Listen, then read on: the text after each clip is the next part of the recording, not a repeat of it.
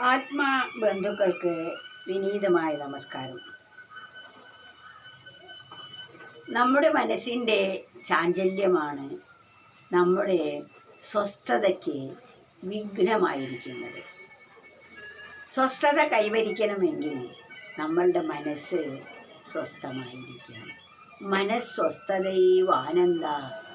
മനസ്സ് സ്വസ്ഥമാകുമ്പോൾ ആനന്ദവും കൈവരിക്കാൻ സാധിക്കും. അതുകൊണ്ട് മനസ്സിനെ സ്വസ്ഥമാക്കുകയാണ് നാം ചെയ്യേണ്ടത്. അവിടെ ഒരു കവി പറയുകയാണ്, ചിത്തം ചലിക്കുകയിൽ സംസാരമായി, ചിത്തം ലയിക്കുകയിൽ മോക്ഷവുമായി, സത്യാമിതോ മറ്റനേകാവിധം ഗ്രന്ഥം വിസ്താരമാണടോ ശാസ്ത്രങ്ങളിൽ. ചിത്തം ചലിക്കുകയിൽ സംസാരമായി, മനസ്സിൻ്റെ ചാഞ്ചല്യമാണ് ഈ ലോകത്തിലെ എല്ലാ ബന്ധനങ്ങൾക്കും ഹേതുവായിരിക്കുന്നത്. ചിത്തം ലയിക്കുക മോക്ഷവുമായി. ചിത്തം നിശ്ചലമായാൽ അത് ലയിക്കുകയാണെങ്കിൽ അത് തന്നെയാണ് പരമസ്വാതന്ത്ര്യം, മോക്ഷം എന്നെല്ലാം പറയുന്നത്. ഈ രണ്ട് വാക്കുകളാണ്. ചിത്തം ചലിക്കുക സംസാരമായി. ഈ ലോകബന്ധങ്ങൾക്കൊക്കെ കാരണം മനസ്സിൻ്റെ ചാഞ്ചല്യമാണ്. ആ ചലിച്ചുകൊണ്ടിരിക്കുന്ന മനസ്സ് ഒന്ന് നിശ്ചലമായാൽ മതി. അത് തന്നെയാണ് അവിടെ പരമസത്യമായിരിക്കുന്നത്. ഇനി ഒരു പന്തം ഒരൊറ്റ പന്തം പ്രകാശം പരത്തിക്കൊണ്ടിരിക്കുന്നു, അല്ലെങ്കിൽ ഒരു വെളിച്ചം. അതിനെ നാം ചലിപ്പിക്കുകയാണെങ്കിലോ അത് വൃത്താകൃതിയിൽ ചലിക്കുമ്പോൾ പന്തത്തിൻ്റെ ഒരു വൃത്തമായി.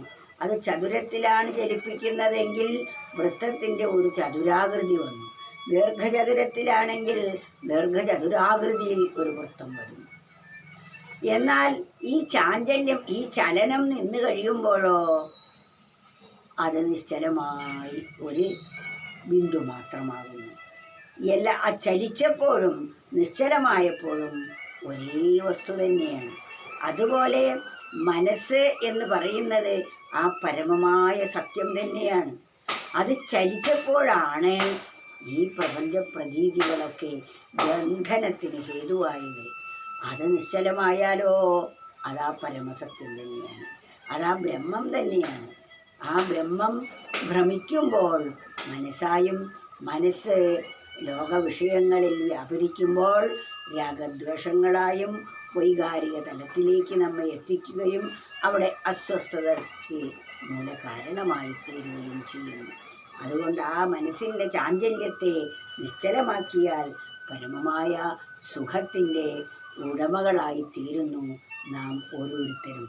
അതുകൊണ്ടാണ് ചിത്തം ചലിക്കുക സംസാരമായി, ചിത്തം ലയിക്കുക മോക്ഷവുമായി, സത്യാമിതോ മറ്റനേകാവിധം ഗ്രന്ഥം വിസ്താരമാണടോ ശാസ്ത്രങ്ങളിൽ.